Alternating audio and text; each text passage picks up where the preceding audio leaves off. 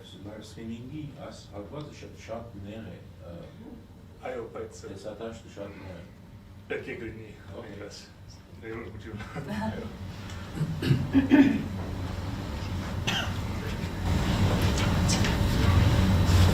Ողջունում եմ բոլոր ներկաներին, սանալից կրիչ։ Ողջունում եմ բոլոր ներկաներին, ողջունում եմ մեր հետևորդներին, բոլոր նրանց, ովքեր հիմա դիտում են ուղիղ հեռարձակմամբ, շնորհակալ եմ ԶԼՄ-ներին, որ պահում եք ուշադրության կենտրոնում այս խնդիրը։ Ինչպես գիտեք, քրիստոնեական համերաշխության միջազգային կազմակերպությունը CSI-ը եւ քաղաքական իրավունքների հայկական կենտրոնը ACPR-ը այսօր կներկայացնեն կազմակերպությունների ուսումնասիրությունների արդյունքները Հայաստանում կրոնական ազատության եւ մարդու իրավունքների պաշտպանության վիճակի վերաբերյալ։ Նոյեմբերին CSI-ը իր պատվիրակությամբ փաստահավաք առաքելություն է իրականացրել Հայաստանի Հանրապետությունում, մասնակցելով նաև Հայաստանի Հանրապետության առաջին աղոթքի նախաճաշին։ Պատվիրակությունը հանդիպումներ է ունեցել տեղական քաղաքացիական հասարակության ներկայացուցիչների, ինչպես նաև կալանավորված անձանց, ընտանիքների անդամների եւ նրանց փաստաբանների հետ։ Այս պահին Վաշինգտոնում ընթանում է կրոնական ազատությունների միջազգային գագաթնաժողովը եւ CSI-ի պատվիրակությունը կրկին վերադարձել է Հայաստան նոր փաստահավաք այցի նպատակով։ Պատվիրակությանը ուղեկցում է Շվեյցարիայի ազգային խորհրդի անդամ Էրիխ Վոնդոբելը, ով նույնպես ելույթ կունենա, սակայն բացման խոսքը ես ուզում եմ փոխանցել CSI-ի նախագահ դոկտոր Ջոն Էյբներին։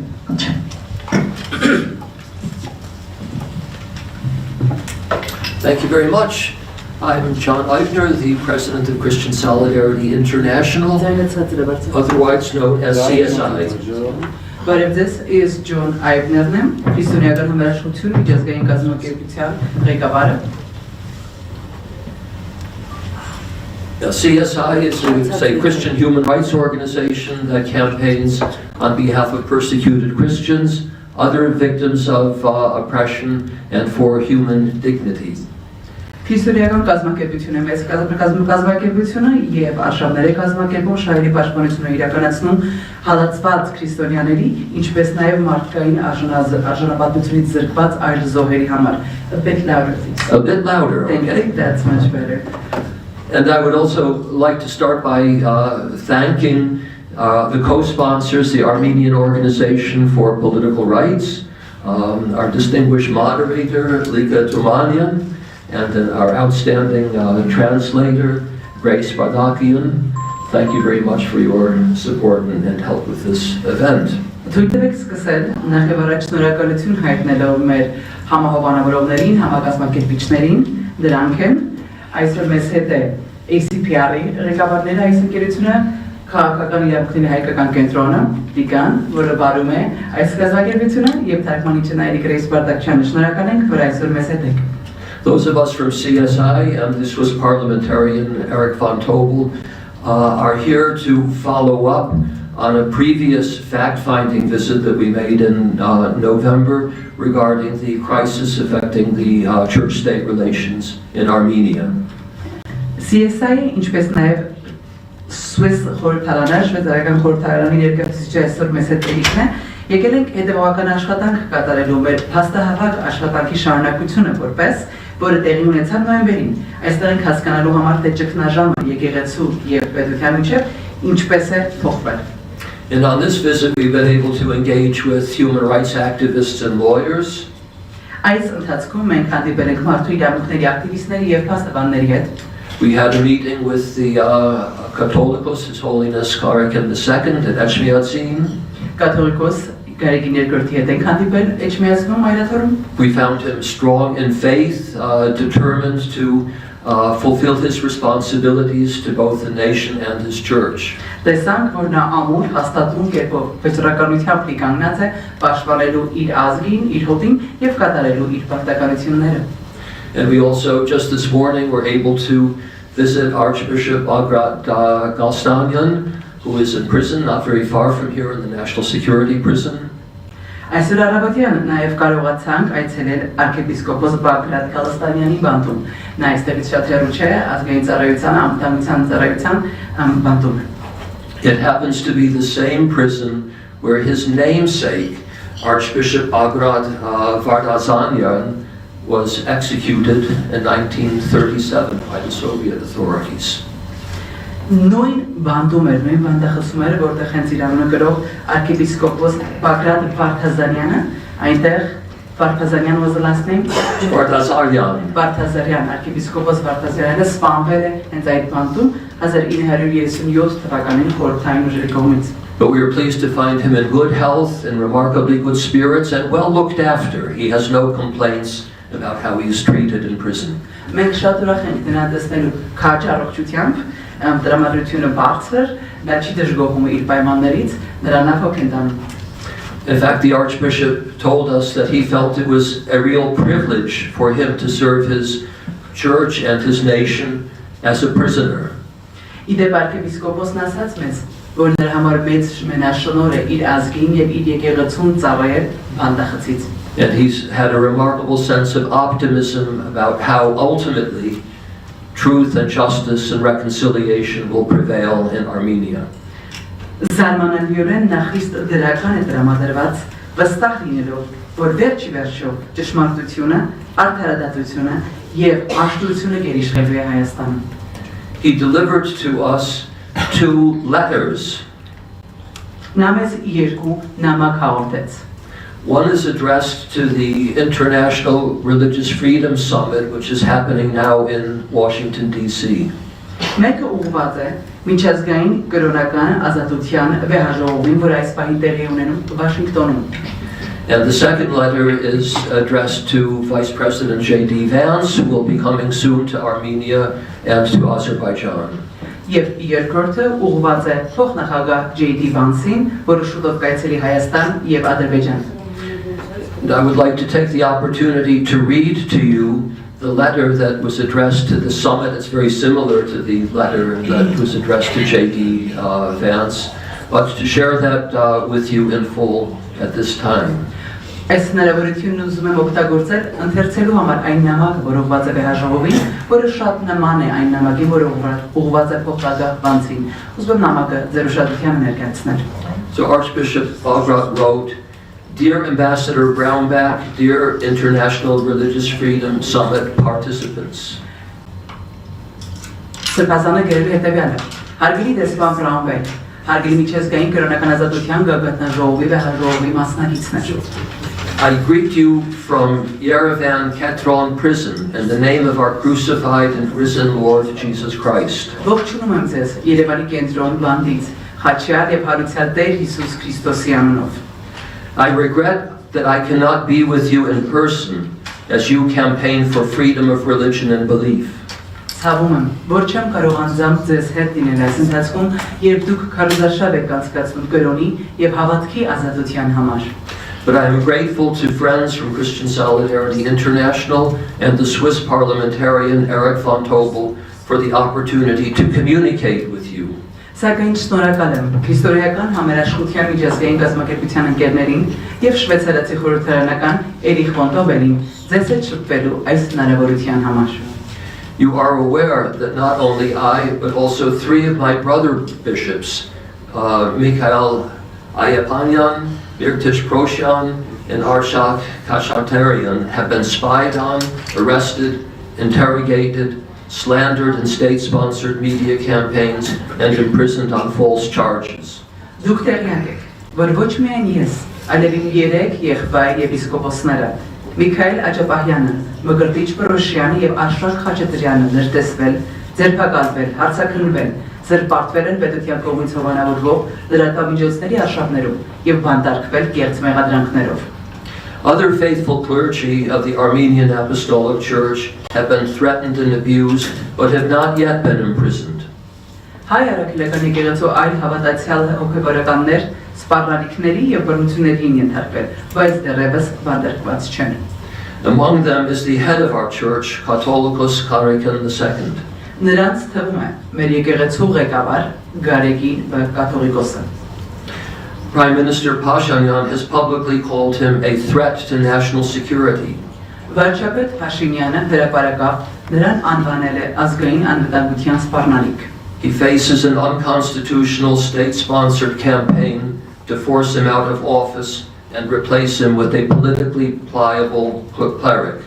Նա բախվում է պետականորեն հովանավորվող հակասահմանադրական արշավի, որի նպատակն է նրան պաշտոն անկանել եւ նրան փոխարինել քաղաքականապես զիջող հոգեվորականով։ I am incarcerated today for a simple reason. Այսօր ես բանտարկված եմ մի պարզ պատճառով։ My offense is to speak an unwelcome truth to power in the nonviolent spirit of Martin Luther King Jr. Իմ հանցանքն այն է, որ իշխանությանը ասում եմ անցանկալի ճշմարտությունը, Մարտին Լութեր Քինգ կրտսերի ոչ բռնի ոգուն համահունչ։ That simple truth is that the Armenian Christian nation faces an existential threat.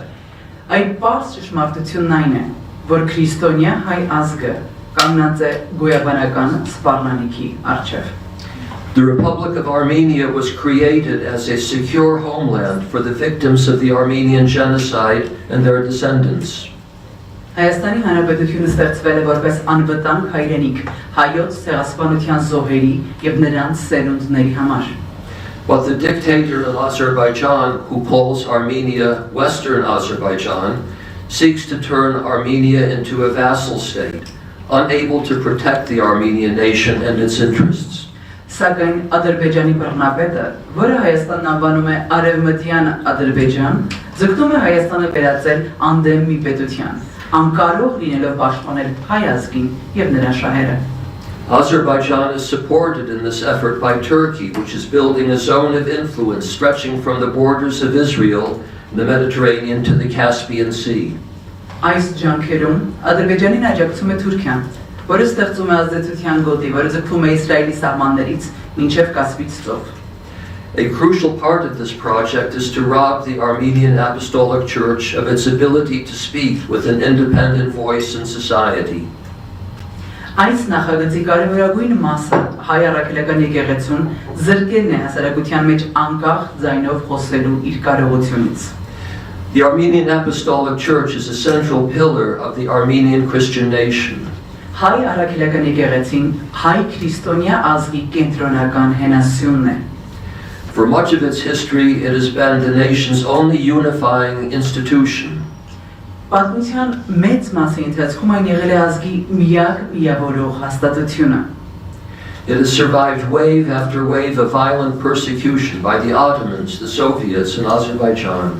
Այն գոյատևել է բռնի հալածանքների ալիք առառիք հալածանքներ նա կարողացել է դիմանալ Օսմանների, խորհրդային ուժերի եւ Ադրբեջանի կողմից։ The world is well aware of the Armenian genocide and its brutal aftershocks. Աշխարհը քաջատեղյակ է հայոց ցեղասպանության եւ դրա դաժան հետևանքների մասին։ The most recent being the ethno-religious cleansing of Armenian Christians from Nagorno-Karabakh less than 3 years ago. Որի ամենավերջին դրսևորումն էր Լեռնային Ղարաբաղում հայ քրիստոնյաների էթնիկ կրոնական զտումը։ 3 տարուց էր քիչ էր։ Today, Armenia's national church is again under assault. Այսօր Հայաստանի ազգային եկեղեցին կրկին հարձակման տակ է։ Azerbaijan claims that the Armenian apostolic is an obstacle to peace and demands that as a condition for peace, the Armenian state is rendered incapable of fulfilling its historic role in the life of the nation.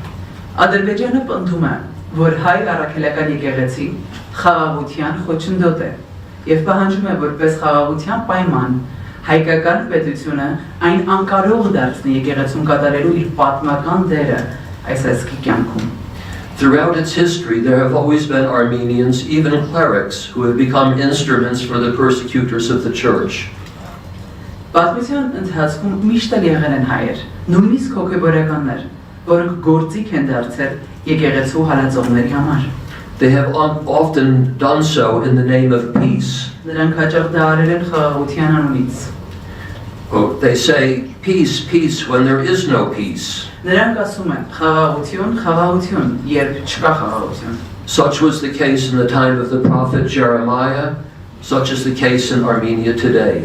Այդպես էր Երեմիա մարգարեի ժամանակ, եւ այդպես է իրավիճակը նաեւ այսօր Հայաստանում։ I ask you all to pray for me and the other clergy and supporters of the church who have been imprisoned in Armenia this year, and to encourage others to pray for us as well.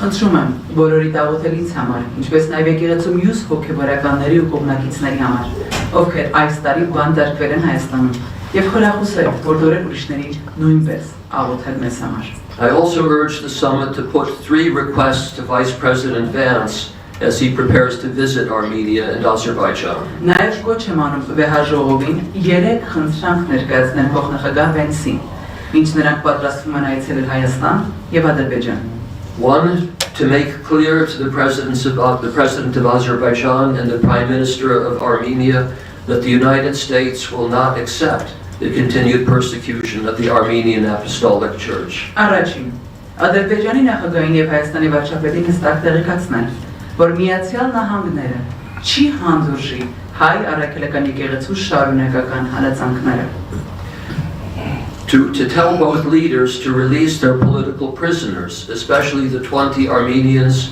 held hostage in Baku, and the 4 clergymen and their supporters of the church who are imprisoned in Armenia.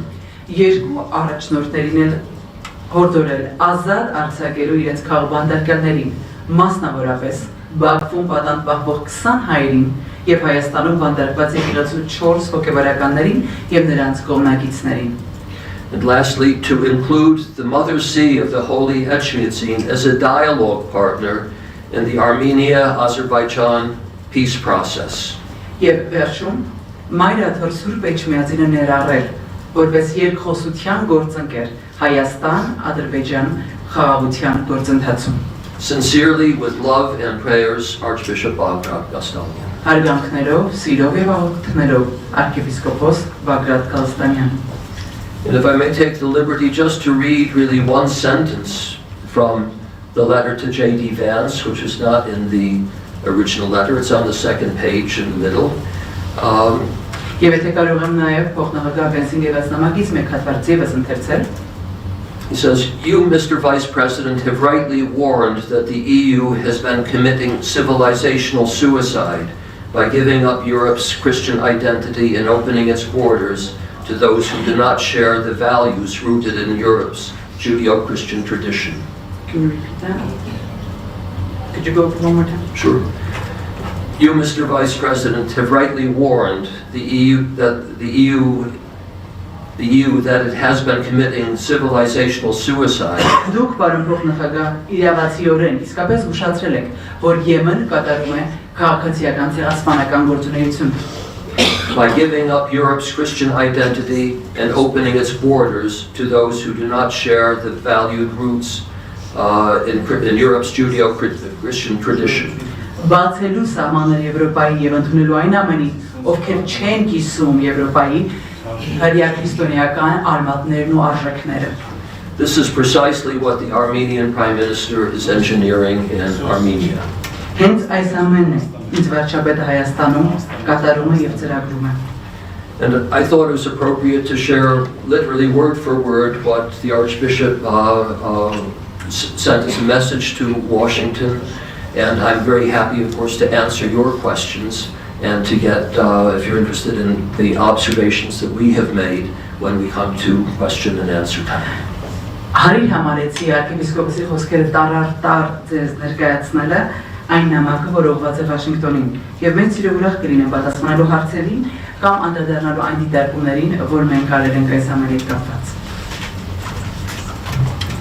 Thank you, Mr. Reitner. Հիմա թույլ տվեք խոսքը փոխանցել քաղաքական իրավունքների հայկական կենտրոնի նախագահ համահիմնադիր Ռաֆայել Իշխանյանին, մինչ այդ մի կարճ տեղեկանք տամ։ ՔԻՎԿ-ն նոյեմբերին հրապարակել է հայերեն եւ անգլերեն զեկույց «Անարդարությունը Հայաստանում 2025 թվականի զանգվածային քաղաքական հետապնդումները» առաջին մասը։ Այս ասուլսի ընթացքում մենք կանդրադառնանք Ռաֆայել Իշխանյանը կներկայացնի դա անգլերենով հաշվի առնելով արտերկրյա հեռարձակումը, բայց դուք կարող եք գտնել այս ամբողջ զեկույցը, նաև հայերեն կա եւ անգլերեն կա հրապարակված, այնպես որ եթե ունենաք հարցեր, կարող եք թե կարդալ ամբողջությամբ, թե դիմել արդեն Ռաֆայելին լրացուցիչ տեղեկությունների համար։ Թույլ տվեք թարգմանիչը մեկ շփում մտցնի թարգմանության մեջ, նախորդն ասալ ազատության մեջ ոչ թե ցեղասպան գործունեություն, այլ ինքնասպան գործունեություն։ just a correction on behalf of an interpreter regarding the previous rendition. Շնորհակալություն, ես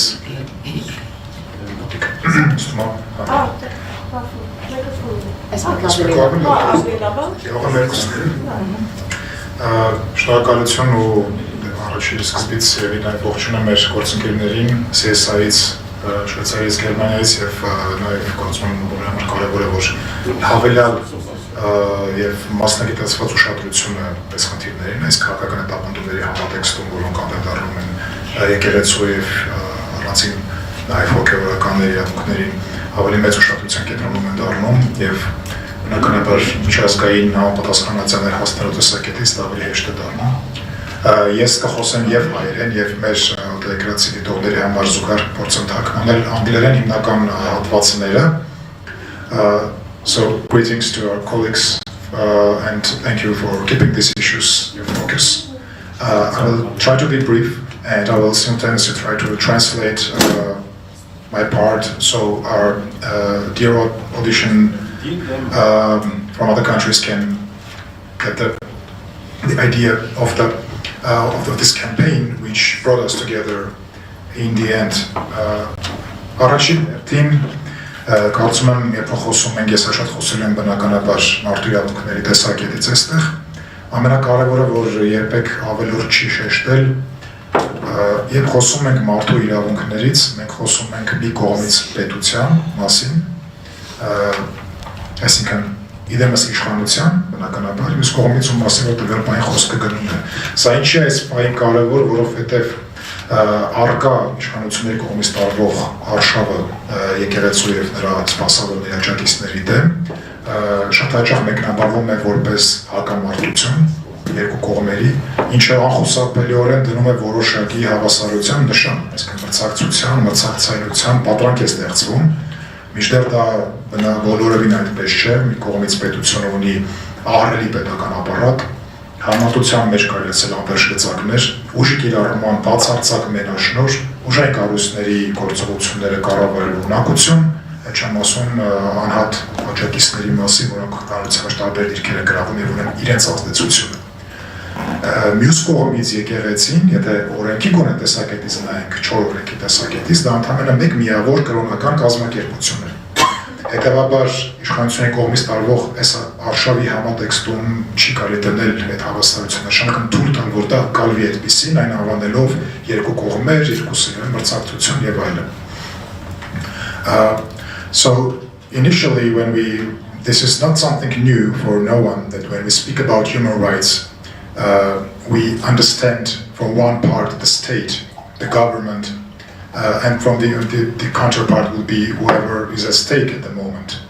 And this is important to bear in mind for the reason that when the current campaign of the Armenian government against the church and its members is being interpreted as a competition struggle of both parts, this inevitably puts a parity, a feel of equality, let's say competition between these two parts, these two sides, which is not the case for the reason that the state, the government, of course, it has immense resources, incomparable.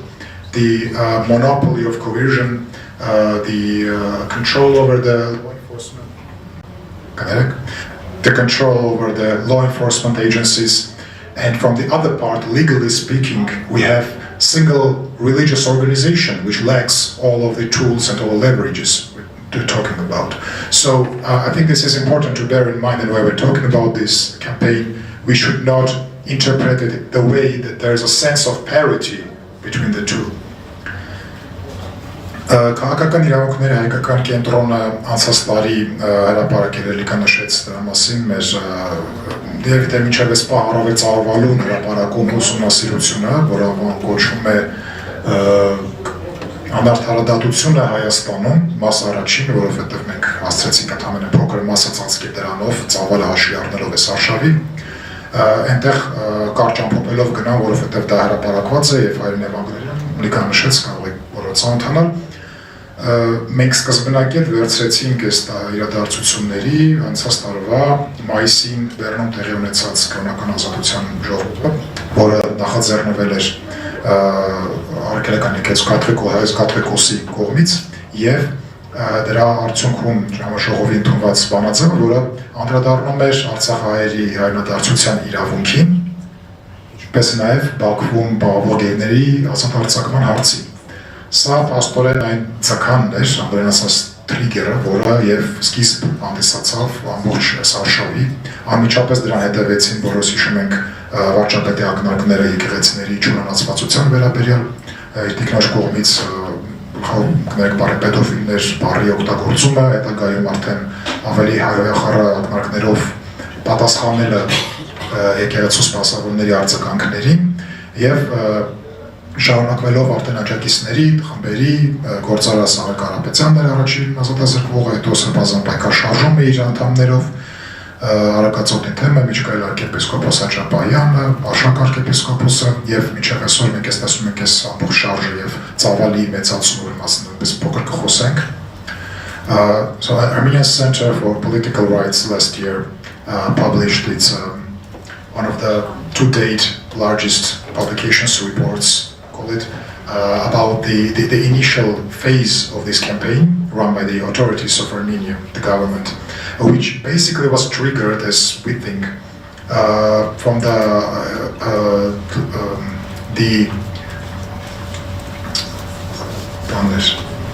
I don't want to mispronounce the name, International Conference on Religious Freedom held last year in Bern, initiated also by the Catholicos, which during the publication that contained remarks and calls about the right of repatriation of Artsakh Armenians and the release of Armenian hostages and prisoners from Baku.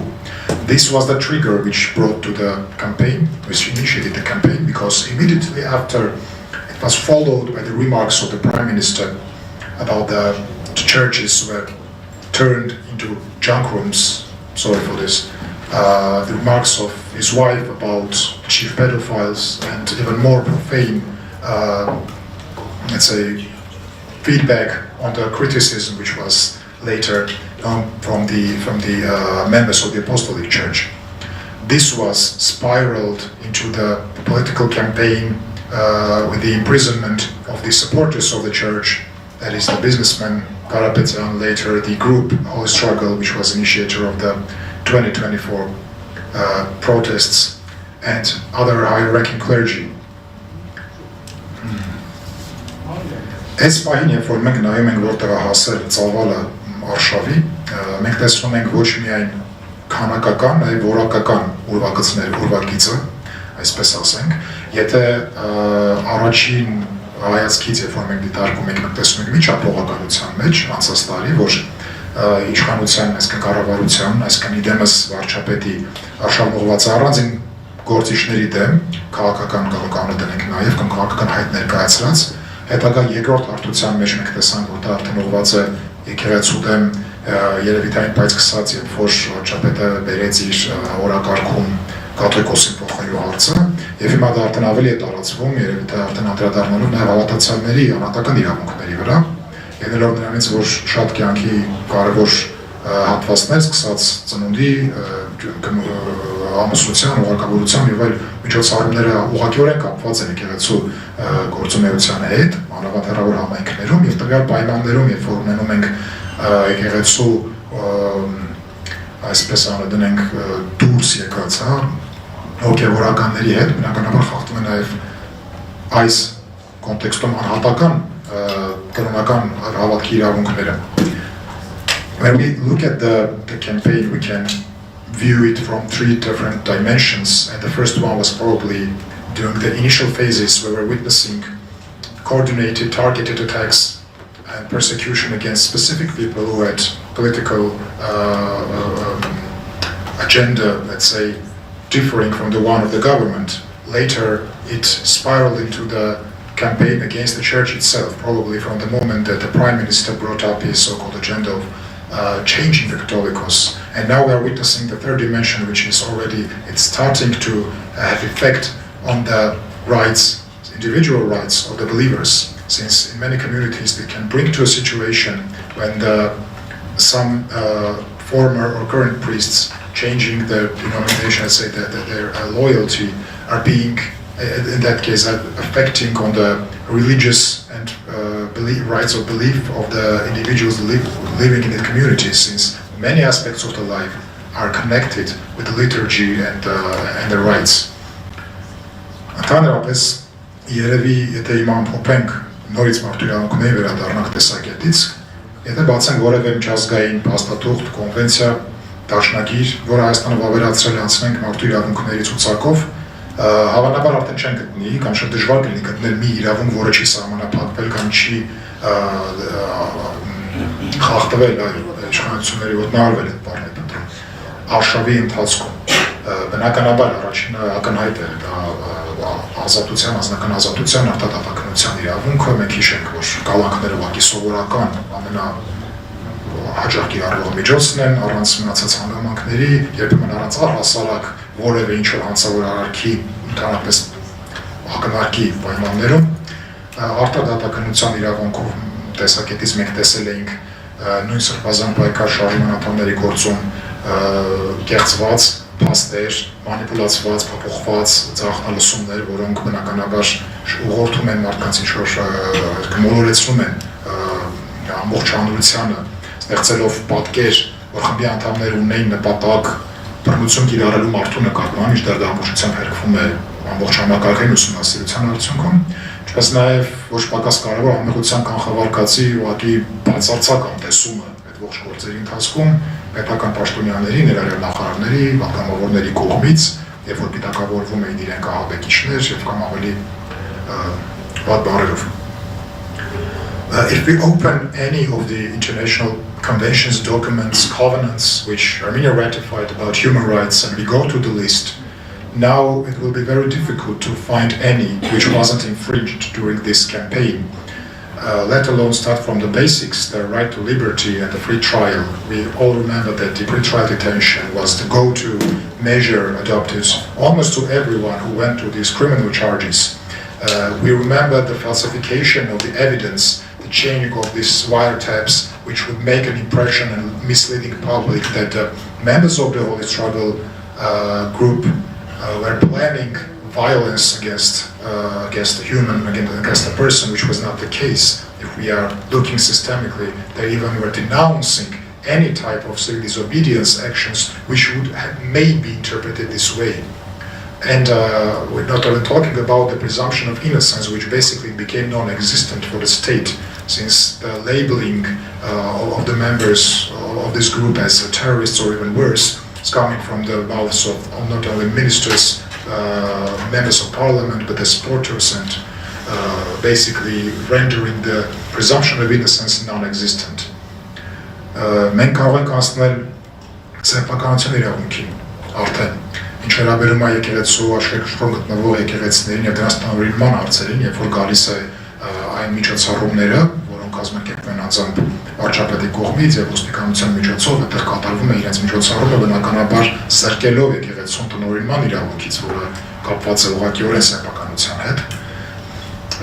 The next one, the right to property, if we're talking about the churches as buildings which have been deprived, the church has been deprived of the control when the Prime Minister is holding his events there, of course with the help of the law enforcement. Եվ շատ ուրիշ իրավունքներ ես փորձեմ ուղղակի կաշին է որպես հնարավորություն տամ մեր գործընկերներին, կարծում եմ իրենց խոսքը այսպես ավելի կարևոր է։ Մի կարևոր ուղղակի հատված շատ կուզեմ, որտեղ մենք վերջերս պատրաստենք դրա մասին նաև հայտարարություն անել, օգտագործելով առիթը հիմա անդրադառնանք, խոսքը վերաբերում է այն մեկնաբանությանը, որ դատարանները կարող են վերականգնել եկեղեցական պաշտոնում անձանց, ովքեր հեռացվել են տվյալ կրոնական կազմակերպության կանոնադրությանը եւ կանոններին համաձայն։ Մեկնաբանելով դա աշխատանքային իրավունքի ոլորտում, այստեղ մեծ խնդիր է առաջանում, դրա մասին խոսենք։ Կարևորը այստեղ կարծիքով նա էր, որ շատերի մոտ եղավ այս հարցը, ինչ իրավիճակ է սա, ինչպես լուծել, քանի որ երևի թե բարեբախտաբար Հայաստան նման դեպքեր եւս չէր եղել, մենք չունենք դրա վերաբերյալ դատական պրակտիկա, այսպես դնենք, բայց դրա կարիքն չկա, որովհետեւ մենք ունենք այլ իրավունքի աղբյուրներ, որոնք նույնպես պարտադիր են Հայաստանի համար, եւ կարող ենք ընդհանրել եվրոպական դատարանի համապատասխան որոշումները։ Մենք առանձնացնում ենք մի հատ բավական համանման իրավիճակների մասն է խոսքը, դա Սվյատո-Միխայլովսկա համայնքն ընդդեմ Ուկրաինայի 2007 թվականի գործն էր, որտեղ եվրոպական դատարանը ընդգծել էր, որ կրոնական կազմակերպության ներքին կառուցվածքը եւ անդամության վերաբերյալ կարգավորումները պետք է դիտարկել որպես գործիքներ, որով տվյալ կազմակերպությունը իրականացնում է իր հավատի եւ կրոնի ազատության իրավունքը։ Այսինքն մենք այստեղ չենք խոսում պարզ աշխատանքային պայմանագրային հարաբերություններից, այս մարդկանց որևէ դիրքեր զբաղեցնելը կազմակերպության մեջ, դա բխում է կրոնի ազատության իրավունքից։ Համանման ալեգորիա կարելի է անել, օրինակ իրավաբաններ տեղյակ կլինեն, երբ որ խոսում են աշխատանքային իրավունքներից պետական որոշ ծառայողների դեպքում, կա այսպես կոչված հավատարմության եւ վստահության պարտականությունը, որը տարբերակում է սովորական պայմանագրային աշխատողից, այսինքն պետական ծառայողները կամ հայցողական պաշտոնները, իրենք ավելի հակված են, ավելի զուսպ պետք է լինեն, թվաբար ավելի շատ լծակ ունի իր վերադասը աշխատանքային պայմանագիրը լուծելու առումով, ինչը բնականաբար այս բaragայում այդպես չի կրոնական կազմակերպությունների մասով։ And the last, I don't want to take too long because I think it's more important for our colleagues to present theirs. But I want to touch upon briefly on a very recent case, which was the court order to restore in religious office, past member of the Apostolic Church who was dismissed by the Catholicos. For many people it was confusion because we don't have and it's a good thing that we didn't have the practice of such cases. But there are many sources which can be referred to which are applicable in Armenian jurisprudence, which is at least the European Court of Human Rights addressed such situations in the past. And one of the cases is the Sviato-Mikhailovska Parafia versus Ukraine in 2007, which deals with a similar situation. And basically what the court says is that the religious organizations' internal structure and membership should be regarded as instrument to which it exercises the freedom of religion. So this is different from the contractual obligations between the employer and the employee. Similar parallels can be drawn with this famous duty of trust and loyalty for the state servants, which differs them from the contractual employees. So in this case, of course, there's no actual power to restore them when this is the internal matter of the religious organization. I will stop here and want to thank CSI and our colleagues from Switzerland and Germany again for holding these issues, their focus. This is very important, and I also want to thank our supporters because without you it's much difficult to do what we are doing. Շնորհակալություն հայտնում կրկին մեր գործընկերներին եւ նաեւ մեր բոլոր աջակիցներին, որովհետեւ իրենց օգնությամբ մենք կարող ենք ավելի արդյունավետ գործել այս ոլորտում։ Ես փոխանցում եմ խոսքը։ Հիմա ես պատրաստում եմ խոսքը փոխանցել Շվեյցարիայի խորհրդարանի անդամ Էրիխ Բոնթոբելին, կարճ ռեմարկ տամ։ Նա 2024 թվականին կայացած շարժման Շվեյցարիայի խորհրդարանի կողմից ընդունված Լեռնային Ղարաբաղի շվեյցարական խաղաղության նախաձեռնության հիմնադիրն է։ Նա համանախագահում է այս նախաձեռնությունը եւ հանձնաժողովը, որը իրականացնում է այդ աշխատանքները։ Այդ հանձնաժողովը կազմված է քաղաքական տարբեր 19 խորհրդարանականներից։ Ամենահետաքրքիր նկատառումը, որ մեզ համար կարևոր է, Շվեյցարիայի կառավարության իրավական տեսանկյունից Լեռնային Ղարաբաղի հարցը փակված չէ։ Եվ նրանք ձգտում են այս հարցը պահել ուշադրության կենտրոնում եւ լուծում առաջարկել, որը թույլ կտա ապահովել մարդկանց վերադարձի իրավունքը։ Նրանք խոսել Լեռնային Ղարաբաղի համար Շվեյցարիայի խաղաղության նախաձեռնության եւ Հայաստանում իհարկե կրոնական ազատության վիճակի վերաբերյալ իր մտահոգությունների մասին։ Yeah. Dear members of the media,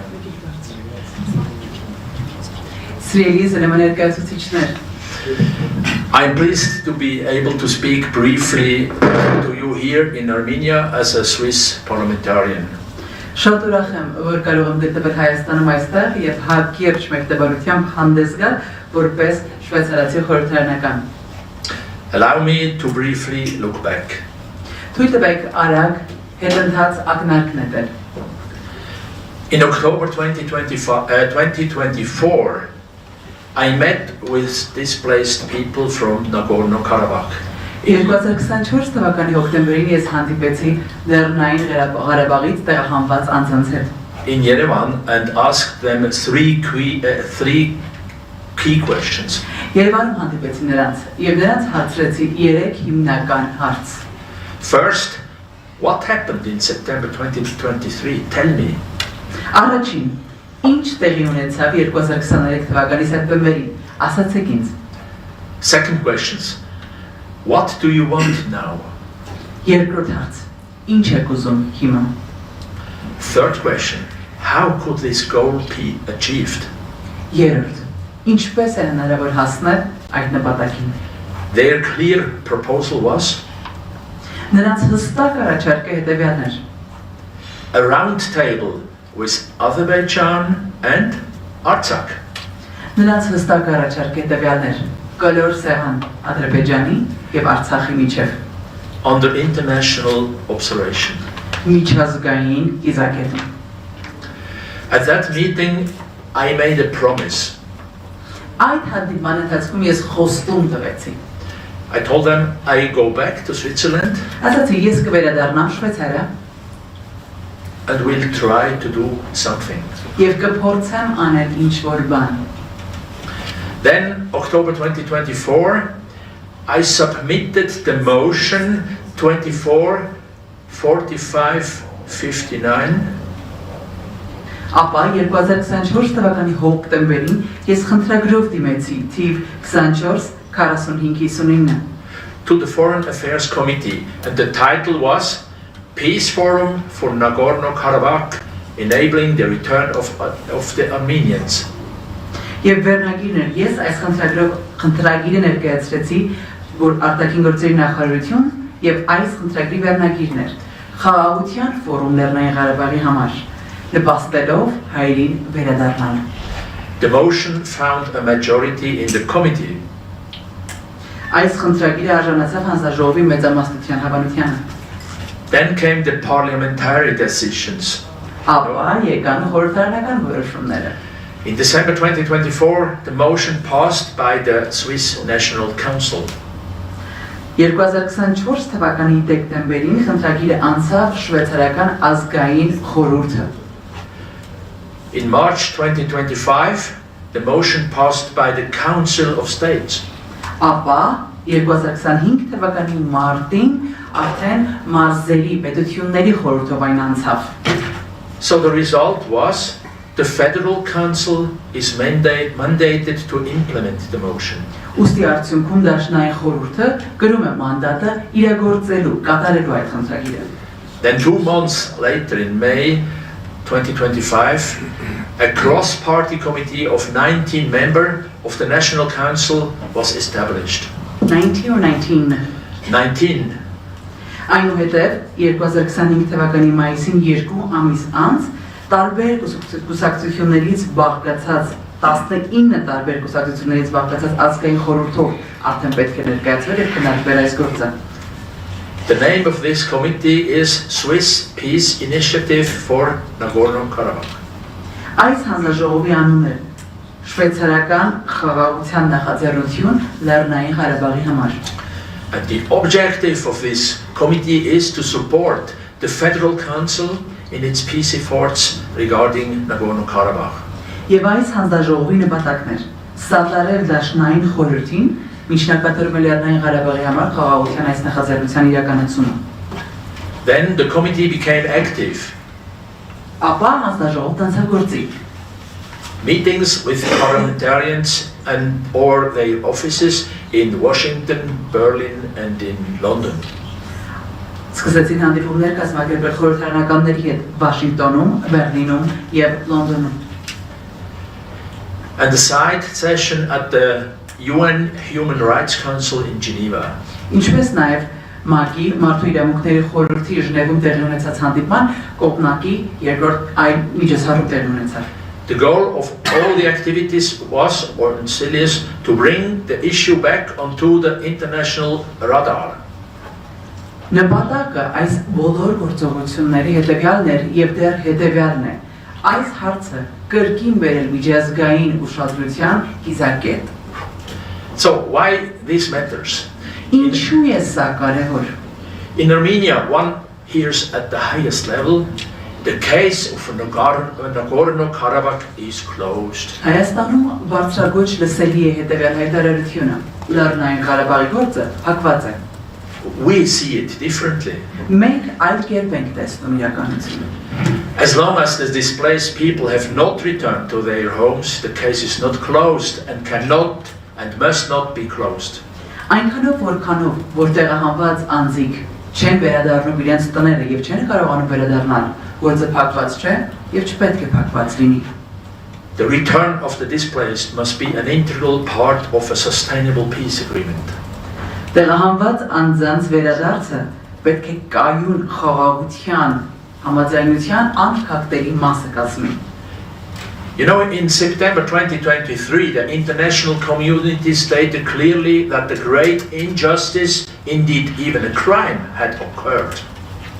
2023 թվականի սեպտեմբերին միջազգային համայնքը հստակորեն եւ պարզորոշ կերպով հայտարարեց, որ իսկապես անարդարություն եւ անգամ հանցագործություն է տեղի ունեցել։ And you know it, then came Gaza. Եվ գիտեք, այնուհետև տեղի ունեցավ Գազան։ A month later, and the media were from then on somewhere else. Եվ այնուհետև լրատվամիջոցները գնացին մի ուրիշ վայր։ And today we remind the international community of what it said in 2023.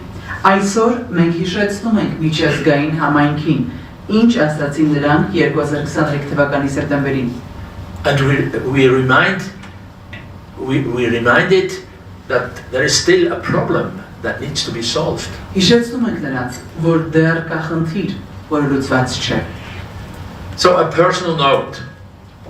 Անձնական ցույց տվեք մեկնաբանություն։ Today we visited Archbishop Bagrat Kalstanyan Այսօր մենք այցելեցինք arczepiskopos Bagrat Kalstanyanին in prison and had a very moving and meaningful conversation. Ունեցանք բանտում շատ հուզիչ եւ իմաստալի հանդիպում։ On the issue of Nagorno-Karabakh, he told us something.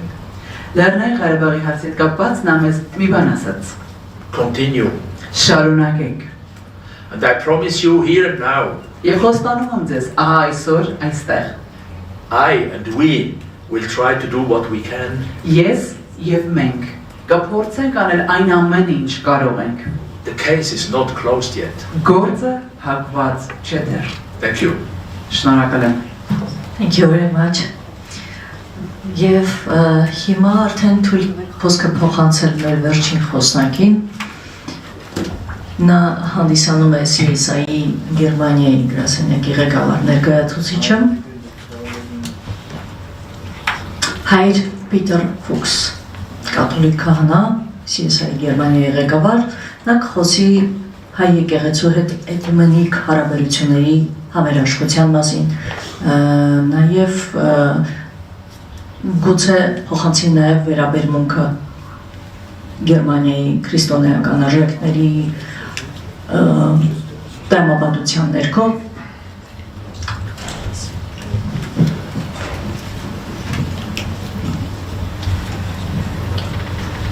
Thank you very much. I'm very grateful that I can speak here because I'm really impressed by the role that the Armenian Apostolic Church is playing in safeguarding the Armenian identity, the identity of the nation. Շատ ուրախ եմ այստեղ այսօր գտնվելու մեծապես երախտապարտ եմ։ Ոգեշնչված եմ այն դերով, որ հայրաքրական եկեղեցին կարողանում է կատարել պաշտպանելու եւ պահպանելու հայ ինքնությունը։ Christians in Germany have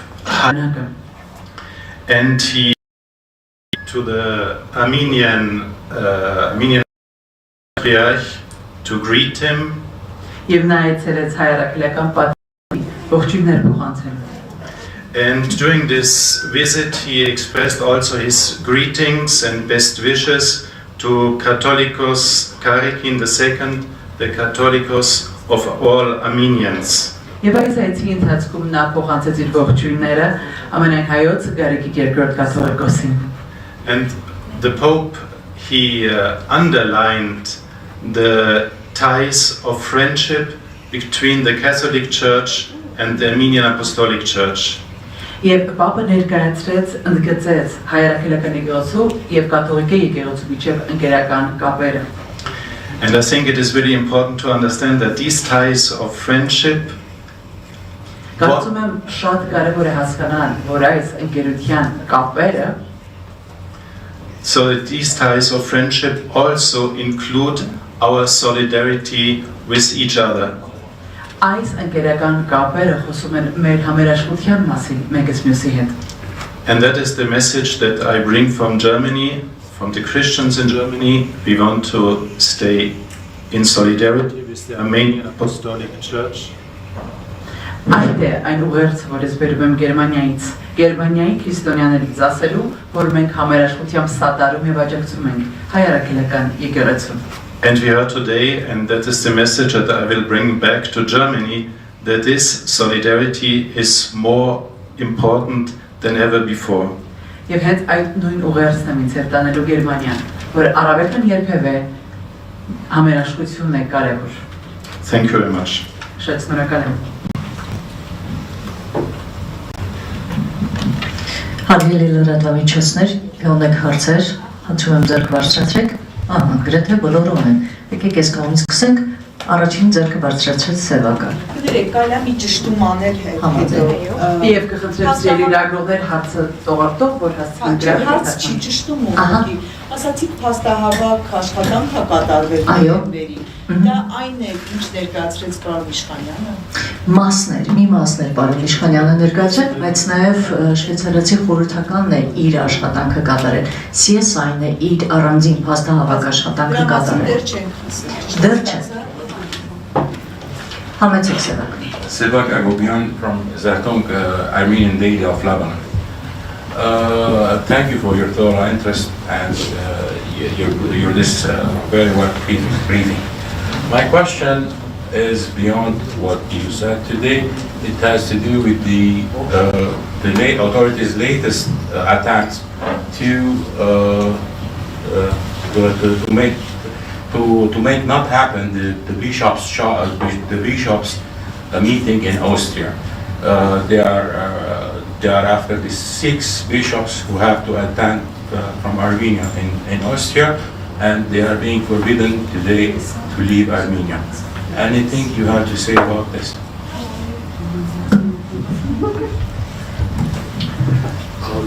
I don't have a lot to say about it, but Շատ չի ասելիք էս այս արդիվ, but it definitely is not right բայց միանշանակ ճիշտ չէ։ that the bishop should be actually charged with, I believe it's obstructing justice, is that correct? Ճիշտ չէ, որ եպիսկոպոսը մեղադրվի արդարադատության խոչընդոտման մեջ, եթե ճիշտ եմ հիշում մեղադրանքը։ Because they refused to cooperate with the government and the dismissal, defrocking of one of the bishops that has sided with the government against the Catholicos. Ելնելով պայմանի պատճառով, որ մերժեցին համագործակցել կառավարության հետ եւ հեռացվեց նաեւ հոգեվորական առաջնորդներից մեկը։ So it is simply the latest in the escalation of the persecution of the church. Ուստի եկեղեցու հալածանքի ել ավելի էսկալացումն ու սրացումը։ You're also aware, of course, of the dissolution of the army chaplaincy. Գիտեք այս ամենի մասին, ինչպես նաև գիտեք, որ ծինված ուժերում հոգեվորականները եւս փոփոխություն եղել իրենց աշխատանքային։ The two most recent blows against the church. These are the two most recent blows against the church that are designed to create weakness and division and to render the church incapable of being a voice for the national interest. Սրանք ամենամեծ երկու հարվածներն են, որոնք հասցվել են եկեղեցում, որ արդյունքում եկեղեցին կդառնա անկարող ձայն լինելու ժողովրդի։ And while we speak about these individual cases like the latest escalations, we have to see the bigger picture. Մենք խոսում ենք անհատական դեպքերի մասին, վերջին սրացումների էսկալացիաների մասին, սակայն պետք է նաև ամբողջ պատկերը կարողանանք տեսնել։ The bigger picture is, of course, that Turkey and Azerbaijan they say so publicly, that the Armenian Apostolic Church and its Catholicos are they're obstacles to peace. Մենք պետք է ամբողջ պատկերը տեսնենք եւ ամբողջ պատկերը հետեւյալն է, որ Թուրքիան եւ Ադրբեջանը ասում են բացահայտորեն, որ հայ առաքելական եկեղեցին խաղաղության խոչընդոտ է. And it would seem that the policy of the Armenian government, rightly or wrongly, is to meet all of the conditions that are imposed on Armenia for peace by Azerbaijan and Turkey. Եվ կարող է թվալ, որ Հայաստանի Հանրապետության կառավարության այս քաղաքականությունը լավ կամ վատ հետևյալն է, կատարելու ցանկացած պայման, որը կբերի խաղաղություն. So as Bishop Bagrat said, Armenia is facing an existential threat today. Ինչպես Բագրատ Սրբազանն ասաց, Հայաստանը այսօր առերեսվում է գոյաբանական էքզիստենցիալ խնդրի առջև. And these individual acts of oppression or persecution are part of this bigger, really civilizational struggle. Այս անհատական ճնշումների եւ հարածանքի դրսևորումները ավելի մեծ քաղաքակրթության դեմ ուղղված պայքարի դրսևորումներ են. The fundamental question here is, will the Armenian Republic continue to be a state that serves the interests of the descendants of the survivors of the genocide, their offspring, and other victims of the violent aftershocks? The genocide was not the end of the oppression, the violence against the Armenian nation. As we mentioned just a few years ago, we have the ethno-religious cleansing of Nagorno-Karabakh. Այստեղ հարց է ծագում, թե արդյոք Հայաստանի Հանրապետության պետությունը կշարունակի ծառայել ցեղասպանության վերապրողների, նրանց սերունդների եւ ոչ միայն դրանից հետո տեղի ունեցող բազմաթիվ բռնի վայրագությունների, որոնք պատերազմից հետո տեղի ունեցան եւ վերջերս հենց մի քանի տարի առաջ տեղի ունեցան էթնիկ զտման եւ կրոնական զտման արդյունքում, արդյոք կշարունակի ծառայել այս բոլոր զոհերի շահերիցերներով. So if this process does not come to an end, the logical conclusion is that Armenia will cease to be a national state and that it will be absorbed into what I call the Turkish-Azerbaijani condominium. Այս ամենի գործընթացը ավարտը հետևյալը կլինի դրանում բնականաբար, որ Հայաստանը կդադարի որպես ազգպետություն գոյություն ունենալուց եւ այն կկլանվի թուրքական ադրբեջանական այս միության արդյունքում. And Archbishop Bagrat shared with us his own concern that the future of Armenia will be as a post-Christian state, Christian area, and that there will be competing anti-Christian ideologies. There will be, on the one hand, Islam, and then the current anti-Christian ideologies of the Europeans, fundamentally undermining the historic Christian tradition of the Armenian nation. Archiepiscopos Բագրատը կիսվեց իր մտահոգություններով, ասելով, որ այս տարածքը հայկական քրիստոնեական տարածք մնալով հանդերձ խնդիր է ունենալու, բախվելու է հակաքրիստոնեական գաղափարախոսության դեմ, ինչպես նաև իսլամական գաղափարախոսության դեմ, եվրոպական գաղափարախոսության դեմ, որ այս ամենը թույլատնում են հայկական քրիստոնեական պատմությունն ու արժեքները. So what appears to be simply a conflict between church and state, some pushing and shoving, political activity, not very nice. It's something much bigger. It reflects a civilizational conflict, and that's what I think all Armenians, all Christians outside, because we were bound together with you in faith, should be deeply concerned about. Ուստի այն ինչ թվում է, որ զուտ հակամարտության արդյունք է պետության եւ եկեղեցու միջեւ, զուտ քաղաքական դրսեւորումներ են, որոնք այնքան էլ գեղեցիկ չեն, իրականության մեջ հնարավոր է որ լինեն շատ ավելի մեծ քաղաքականության դեմ հակամարտություն, մեր գոյաբանական քաղաքականության դեմ, բոլոր հայերին, քրիստոնյաներին սա պետք է հուզի եւ սա մեզ եւս հուզում է, քանի որ մենք միմյանց հետ քրիստոնեական կապեր ունենք. Շնորհակալություն, խնդրում եմ Սեբեջան միկրոֆոնը բարձրախոսը փոխանցեք, ձեզ մտալից։ Մեկ էլ ասեք, խնդրում եմ ումա ուղղված հարցը։ Շնորհակալություն։ Դե ես չկանգնեմ գործընկերներից կխանգարեմ Alpha News Արփինե Բաղդասարյան, պարոն Այբներին եմ հարցը ուղղված։ Վերջին 8 ամսվա ընթացքում մենք տեսնում ենք, թե ինչպես է Հայաստանի իշխանությունը արշավ սկսել հայ առաքելական Սուրբ եկեղեցու դեմ։ Dr. Eibner, my question is for you. During the last 8 months, we see how the Republic of Armenia has unleashed a campaign against the Holy Church, the Apostolic Armenian Church. Անազատության մեջ են 4 սրբազաններ, այսինքն բարձրաստիճան հոգևորականներ, ինչպես նաև եկեղեցուն պաշտպանելու եւ աջակցելու համար կանոնավորված է եկեղեցու վերջին ժամանակների մեծ բարերարներից Սամվել Կարապետյանը, որը այսօր քաղաքական հայտ է ներկայացրել եւ կուսակցություն հիմնել.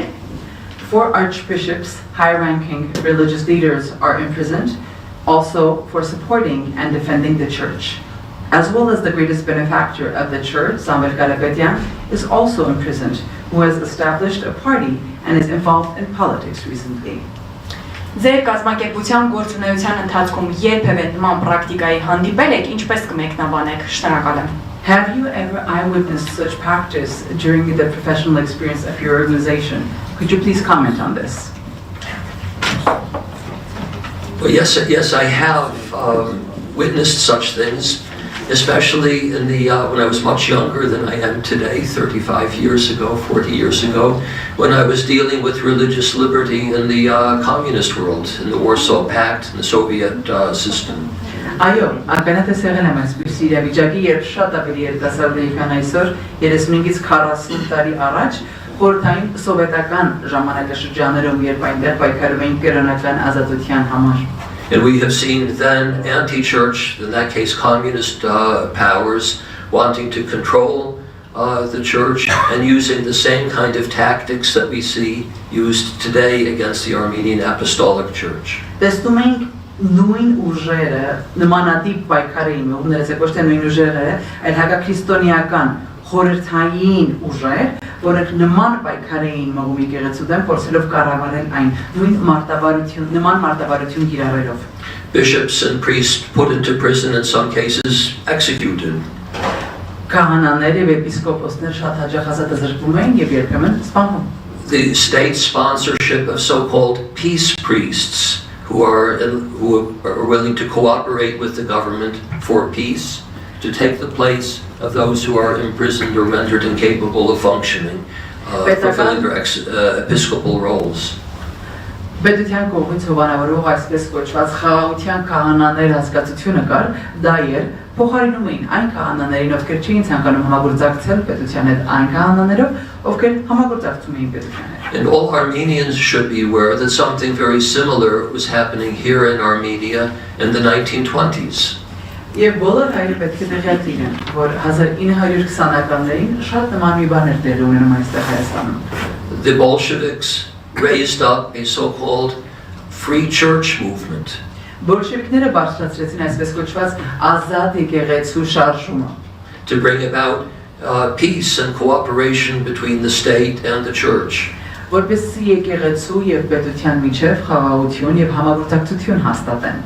They imprisoned clergy and confiscated property, but they financially supported their so-called free church movement. Նրանք ազատազրկում էին հոգևորականներին քրեականությանը, արգրավում իրենց ունեցվածքը եւ միևնույն ժամանակ ֆինանսավորում էին այն հոգևորականությանը, ովքեր համագործակցում էին իրենց հետ ազատ խաղաղության լոզունգի ներքո. And it's very interesting to know what happened to that free church movement here in Armenia. Ազատ եկեղեցու լոզունգի ներքո. Եվ շատ հետաքրքիր է հասկանալ, թե ինչ տեղի ունեցավ այդ ազատ եկեղեցու գաղափարախոսության ներքո Հայաստանում. Those that were raised up to so-called reform and to bring about church renewal ended up ceasing to be useful for the authorities. Այն ամենը, ովքեր կարծես բարեկարգման, բարենորոգումների, ռեֆորմների մաս էին կազմում եւ ուզում էին եկեղեցում բարեկարգում բերել, դրանք պետության համար այլևս դադարեցին օգտակար լինելուց. And by the 1930s they were cast aside as useless and persecuted themselves. Եվ 1930-ականներին մի կողմ դեն նետվեցին, քանի որ այլևս օգտակար չէին, հենց իրենք հալածանքի ձող դառնան. It's important to remember this history as we now encounter a new so-called reform movement that stands in opposition to the Catholicos and the legitimate authorities of the church. Կարևոր է հիշել պատմությունը այս բանին, երբ այս բարեկարգման շարժումն է տեղի ունենում ի հակադրություն կաթողիկոսին եւ եկեղեցուն. Ներողություն, մի հստակեցում անեմ, Սամվել Կարապետյանի մեղադրանքից որևէ տեղեկություն ունեն, ինչպես կդատեն դա? Just one clarification, do you have any news about the accusations that are allegedly presented against Samuel Karapetyan? Whether they're legitimate or not. Any information that you have? Հարցնում եք արդյոք օրինավոր են մեղադրանքները թե ոչ? Հարցնում եմ արդյոք դա որակում են որպես քաղաքական հետապնդում ծանոթ են այդ Do մեղադրանքին։ you know Ճիշտ the են համարում, allegations? Do you think it's political imprisonment? Do you think it is justly done? What information do you have on Well, this?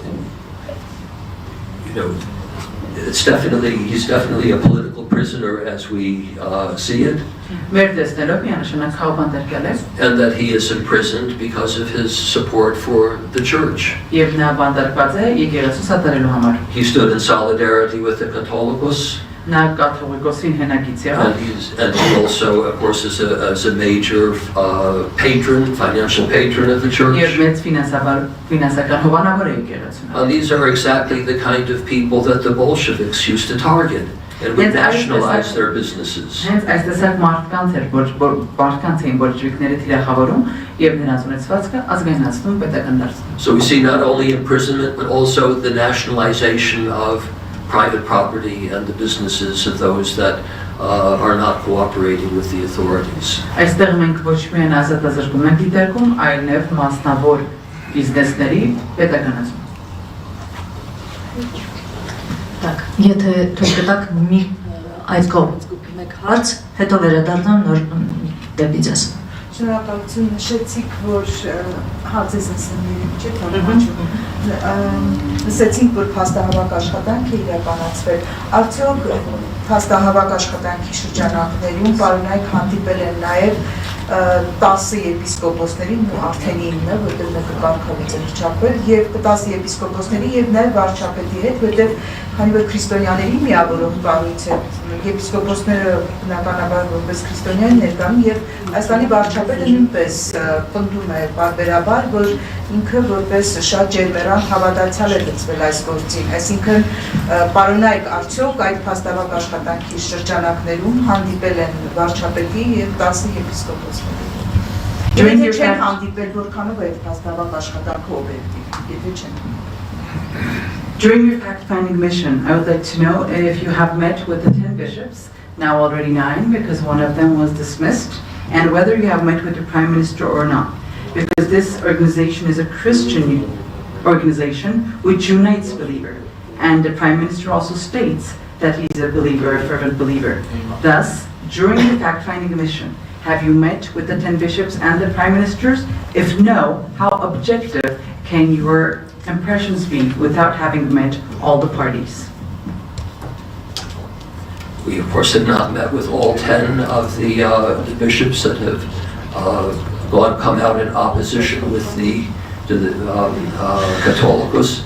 Անշուշտ մենք չենք հանդիպել այն 10 հոգևորականների հետ, ովքեր կաթողիկոսի թեմ են դուրս եկել։ We did meet in November, as I said, this is a follow-up mission with the Archbishop of Artsakh. Մենք նոյեմբերին Արցախի arczepiskopos-ի հետ ենք հանդիպել։ And while we did not have a personal interview with the Prime Minister, we were part of the prayer breakfast in November and heard his message.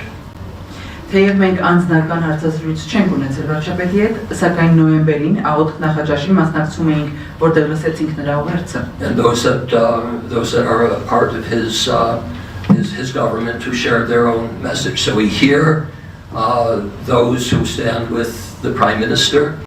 Եվ նաև լսեցինք իր կառավարության այլ անդամների ուղերձները, նրանք ովքեր սատարում են իրենց։ And we also do our own research that is not simply interviewing people, but we read their speeches. You know, we know something about the real Armenia and its ideology.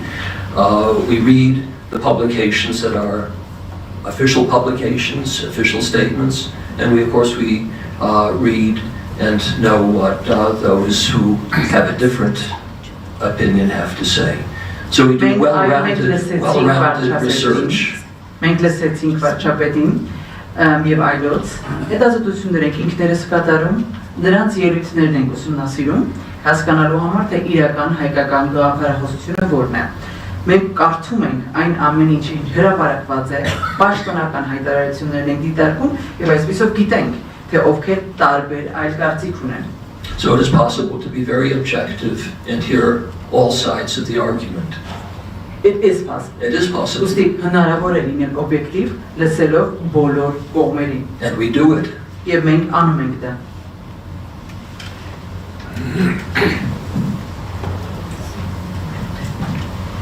Անեցեք, խնդրում եմ Ալիս ջան, միկրոֆոն։ Ոչ չվարձրացեք։ Բայց Հա, ուղղակի ներկայացրեք զալման եւ ում եք հարցը ուղղում։ Հա, բայց սևը զարթոնք մեդիա չէ։ Եվ Հա, սևակը զարթոնք մեդիայից, այո, եւ իսկ Արցախ դու Ալֆանուս դուք լրացուցիչ հարց եք ուզում տալ։ ճշտել ուղղակի այդ ժամանակ այդ եպիսկոպոսը խոսել է բարեկարգման անհրաժեշտությունից։ When you spoke with the նշեց, որ հանդիպել է Archbishop of Diocese of Artsakh, did you speak about the church reforms? Because you Որտեղ mentioned մի ամիս հետո ինքը միացավ բարենորոգման շարժմանը։ because exactly 1 month after that he joined the church reform agenda. Yes, actually, it was just a few days after we met with him, and he said nothing in opposition to the Catholicos. He did mention very clearly that the Karabakh issue is not closed. Այո, մեր հանդիպումից մի քանի օր անց էր, իդեպ նա ոչ մի կերպ որևէ կերպ դեմ չարտահայտվեց կաթողիկոսին, իդեպ նա ասաց, որ Ղարաբաղի հարցը փակված So take չէ։ note of that. The Karabakh issue is not closed. Նշում կատարեք, Ղարաբաղի հարցը That's from փակված the չէ։ Archbishop of Artsakh just a few days before he signed his Դա Արցախի arczepiskopos-ի ասածն էր իր փաստաբուխ ստորագրելուց մի քանի օր առաջ։ Շատ ենք լսել նրանից այդ նախադասից։ We have heard that statement from him numerous times. Good.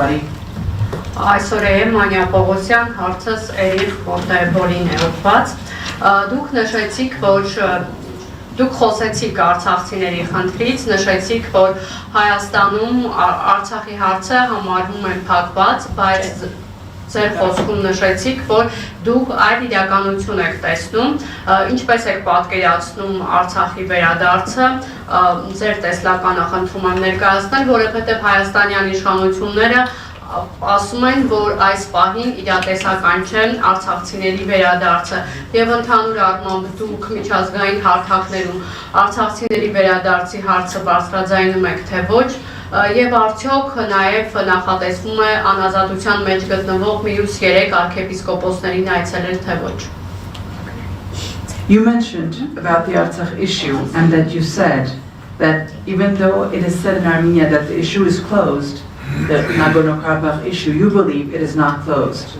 We'd like to hear about your reality. How is it that you see that it is not closed? What is your vision about this? The Republic of Armenian government, they believe that the return of the displaced persons is not realistic. We would like to know how do you speak about this on international platforms, and how do you see the return of the displaced persons? And my next question is about the imprisoned other bishops. Will you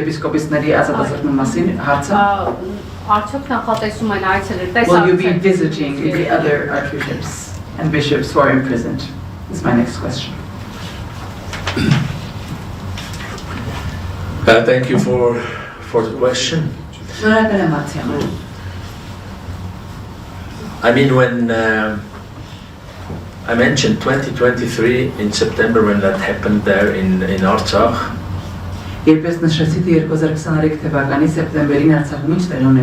it was clear, very clear for the whole world that this is not justice, it is not okay what happened, and they must have the right to return. The whole world said that. Շատ հստակ էր, աշխարհի համար պարզից էր պարզ էր, որ այն ինչ տեղի ունեցել արդար չէր, ճիշտ չէր, եւ որ մարդիկ պետք է ունենան հետ վերադառնալու իրավունք, վերադարձի իրավունք։ And it's also clear that it is a fraud to human rights, to all these things which are regulated somewhere, and it's wrong. And I mean now.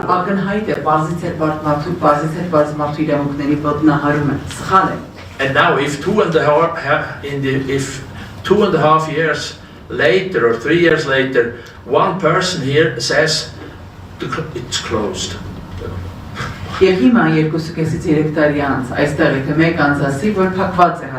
This doesn't change the fact of what happened and that it was not correct.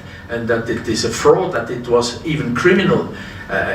So I think I have Սա չի փոխում իրականությունը, սա բոլորովին չի նշանակում, որ սա կարող է փոխել փաստերը, չի կարող փոխել իրականացված եղածը, այն, որ այն սխալ է եւ անգամ քրեական է։ Ask the displaced, ask them if they think that the case is closed. Տեղահանված անձանց հարցրեք, արդյոք դրանք կարծում են, որ գործը փակված է։ It's a rhetorical question. They will say, of course not. They want to return. They have their churches there. They have their schools there. They have the cemeteries there. And as I understood, the cemeteries are very important for these people. So you can't just tell them, oh, listen, sorry, the case is closed. No.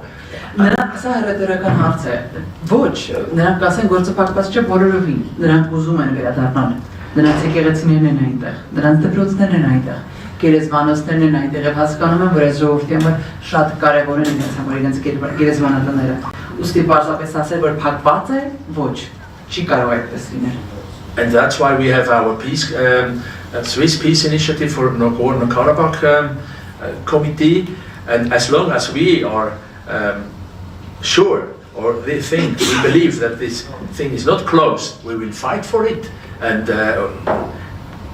we primarily we listen to the people who are displaced. This is the thing where we measure our actions.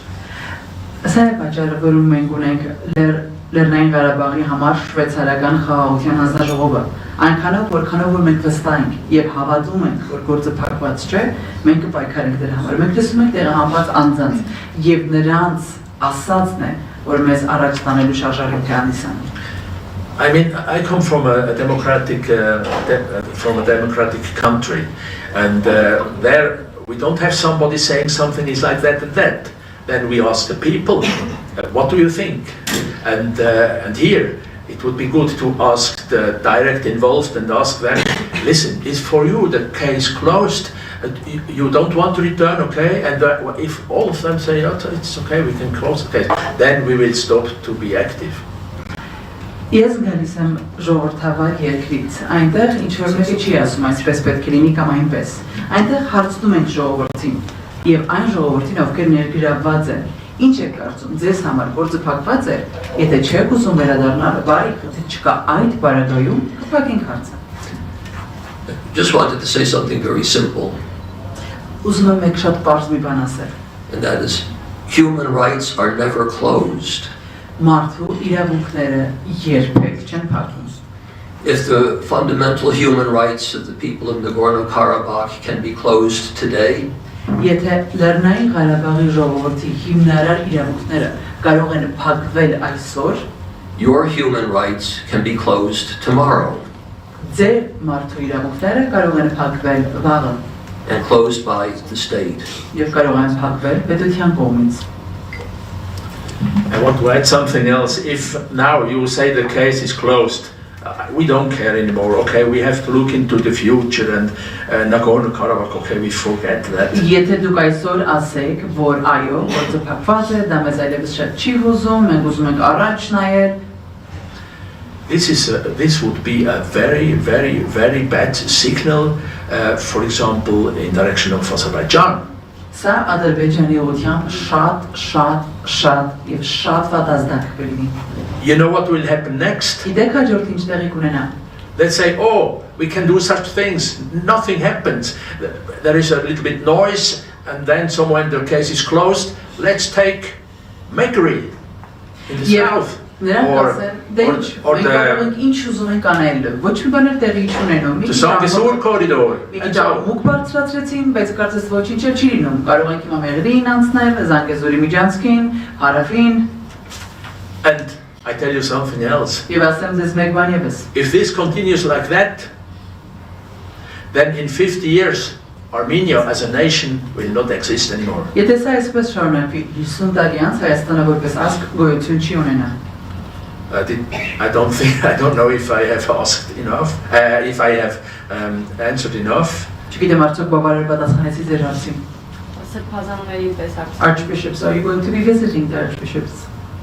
We have other bishops in prison. Yeah, we have been today at one place now, and we have to go back to Switzerland and do our work there also. Maybe this is something we can do at another Այսօր մեկին այցելեցինք, բայց մենք պետք է վերադառնանք Շվեյցարիա մեր գործերին, հուսանք մի ուրիշ առիթով միգուցե կարելի է դա անել։ Yes, it's not a straightforward matter to visit those who are imprisoned. Այդքան էլ ուղիղ մի հեշտ ճանապարհ չէ գնալ եւ այցելելը։ So it took a lot of time and preparation. Շատ ժամանակ եւ պատրաստվածություն էր հարկավոր։ And we're grateful to Archbishop Bagrat's lawyers, his legal team, for creating the conditions. And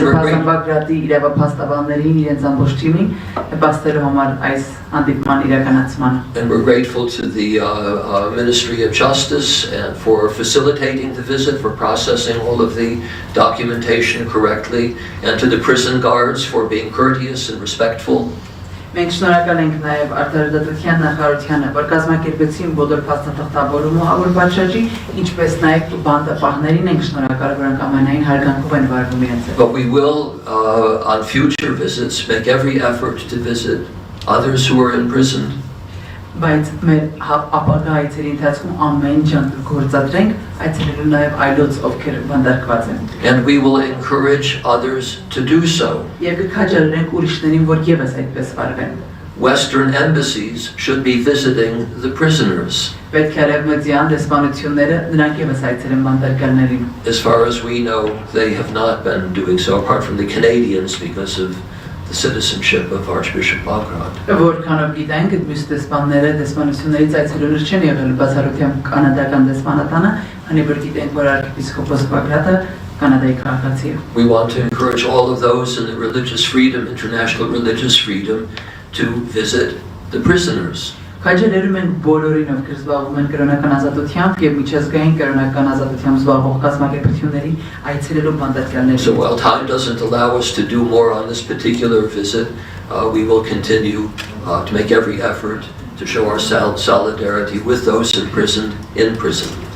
Թեև ժամանակը թույլ չի տալիս այս այցելության ընթացքում դա անել, բայց ամեն ջանք կթափենք ցույց տալու համար մեր համերաշխությունը հավելյալ այցերի ընթացքում։ Tomorrow I will go to the Swiss embassy. And I will remind them that the Federal Council is mandated to implement the motion. That means to make every effort that such a roundtable can take place. Եվ նրանց հիշեցնելու եմ, որ Դաշնային խորհուրդը խնդրագրով արդեն ունի մանդատը հանձնարարված ամեն ջանք ներդնելու, որ այդ կլոր սեղանը կազմակերպվի։ And I could also propose that they go and have a visit in the jail. Regarding international platforms, what we are doing there, what I'm saying there, I say exactly what I say here. And you know, in Washington, in Berlin, in London, we told that the people there, we met parliamentarians, and they listened carefully, and they said, oh yeah, we still should do something, yeah, you're right, and so. Միջազգային հարթակներում ինչ եմ անում հենց այն ինչ անում եմ այստեղ Վաշինգտոնում, Բերլինում, Լոնդոնում նրանց ասում ենք, նրանց հետ խոսում ենք, հանդիպում ենք պատգամավորների, խորհրդարանականների հետ, նրանք լսում են ամենայն ուշադրությամբ, ասում են այո, պետք է ինչ-որ մի բան անել։ I consider the whole thing, what I'm doing here, as a long distance run. Այն ամեն ինչ այստեղ ես անում եմ, դա երկար մրցավազքի է նման։ It's not only a thing of 10 or 20 seconds.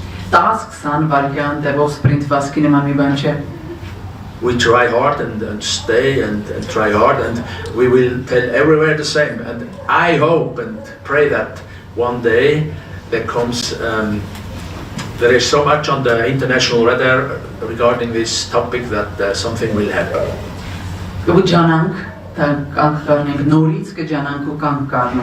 Կանենք ամեն ինչը, կասենք նույնը, եւ ես աղոթում եմ, որ մեկ օր միջազգային թիրախի կիզակետի ուշադրության կենտրոնում այս ամենը գլուխը բարձրացնի։ And remember what the Archbishop said today regarding Nagorno-Karabakh. What did he say? Հիշեք arczepiskopos ինչ ասաց այսօր Լեռնային Ղարաբաղի հետ կապված։ He said continue. Ասաց շարունակեք։ So I think he thinks that the case is not closed, so it's not only me saying this, but he also said that. Նա եւս կարծում եմ, որ գործը փակված չէ, նա ինքն է ասում շարունակեք։ Եվս մեկ հարց այս կողմից։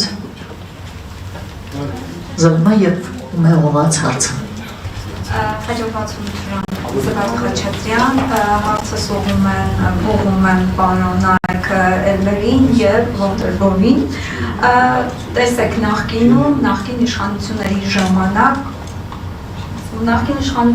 ժամանակ մենք Հայաստանում ունեինք իրավիճակ, երբ օրինակ Եվրամիության դեսպանը գնում եւ մասնակցում էր դատական նիստերին, ուզում էր անձամբ ներկա լինել այդ նիստերին։ Այսօր ինչու որևէ օտարերկրյա դեսպանություն չի գնում եւ քաղբանտարկյալների վերաբերյալ այդ նիստերին չի մասնակցում։ Previously, during the former authorities in Armenia, we had the following situation.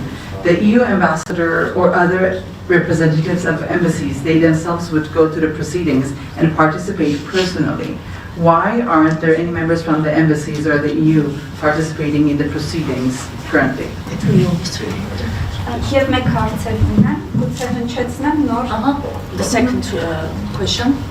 Դուք մի շարք խնդիրներ եք արձանագրել Հայաստանում կապված մարդու իրավունքների կրոնական ազատության հետ կապված։ Հիմա դուք ինչ մեսիջով եք վերադառնալու ձեր երկրներում եւ առհասարակ միջազգային տարբեր կառույցներում ինչ անելիքներ ունեք, որպեսզի այս ամենը հանդիպեցվի։ Շնորհակալություն։ You recorded that you have registered a number of issues regarding human rights and religious freedoms. What is the message that you are taking back to your country? And also on international platforms, what actions are needed to be done in order to address these issues?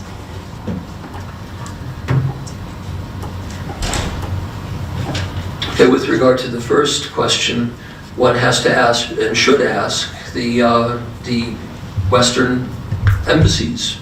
I can't answer for them, but I imagine that they behave differently this time because they believe in Azerbaijan and Turkey's peace vision for the region. That's my assumption, but really one has to ask them, and journalists should be asking them. Առաջին հարցի հետ կապված, կարծում եմ ճիշտ կլինի հենց արևմտյան երկրների ներկայացուցիչ դեսպանություններին հարցնենք։ Սակայն կարող եմ պատկերացնել, որ նրանց վարկագիծը այս անգամ տարբեր է, քանի որ նրանք հավանաբար կիսում են Ադրբեջանի եւ Թուրքիայի խաղաղության տեսլականը, սա իմ եզրակացությունն է։ Կարծում եմ, որ ճիշտ կլինի իրենց հարցնենք եւ ճիշտ կլինի, որ իրենց հենց հարցնենք։ So please ask them, don't rely on my speculation.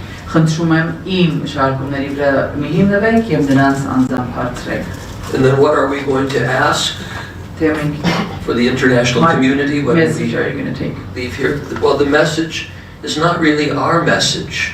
Դե իրականության մեջ մենք չէ որ ուղերձենք տանելու այստեղից միջազգային հանրությանը։ We try to speak for those who are persecuted. Մենք փորձում ենք խոսել նրանց փոխարեն, ովքեր հալածված են։ And so we will convey the requests and the messages, say, of Archbishop Bagrat.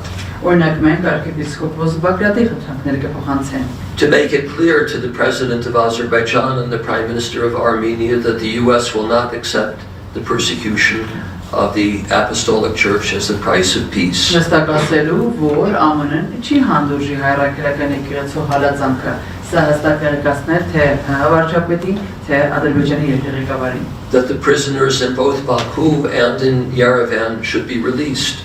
Որ բանդակյաները թե Բաքուում թե Երևանում պետք է ազատ արձակվեն։ And that the Armenian Apostolic Church, the mother see of Holy Echmadzin, should become a dialogue partner in the peace process. Որ մայրաթորը պետք է երկխոսության, խաղաղության երկխոսության անդամ մաս դառնա։ It's not unusual for Western governments, in fact it becomes fashionable, for them to want to include so-called civil society in peace processes. Անսովոր չէ, արտասովոր մի բան չէ արևմտյան կառավարությունների համար քաղաքասարակության ներառել խաղաղության գործընթացներում։ So instead of marginalizing the Armenian Apostolic Church, it should become a dialogue partner. Քան թե մարգինալացնելու հայրաքրական եկեղեցուն պետք է դարձնել երկխոսության մի մաս։ Սևակ եւս մեկ հարց։ I'm sorry. I thank you, sir, for your insistence regarding the statement of the Karabakh or Artsakh case is not closed. I come from Middle East. I come from Lebanon. My ancestors left Cilicia in 1915 and reached to Lebanon after passing from the Syrian deserts to Jordan to reach Lebanon. My father was born there. I was born there. I should have been born in Cilicia. Now, back then, we were Christians, and the whole Europe was Christian. Swiss and many other European countries were also democratic. Okay? Why my son will have his children as well in the diaspora or here? And why that case was not followed up, and what guarantees that Artsakh people's children here will be born here and they will never be born again in Artsakh?